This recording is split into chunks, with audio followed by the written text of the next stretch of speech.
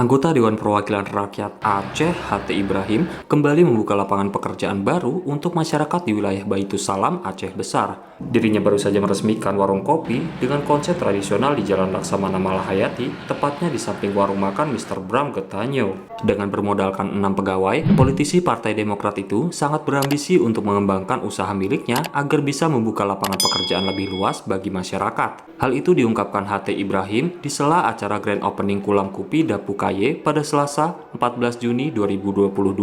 Tidak sampai di situ, H.T. Ibrahim juga turut memberikan lapak kepada pedagang lainnya untuk digunakan sebagai tempat usaha, seperti pedagang gorengan, jus buah, hingga konter pulsa secara gratis tanpa dipungut biaya sewa. Ibrahim berharap dengan dibukanya lapangan pekerjaan ini, roda perekonomian masyarakat dapat kembali berputar, sehingga lambat laun dapat mengikis angka kemiskinan yang ada di Aceh, terutama di Aceh Besar. Iya, memang kewajiban kita semua.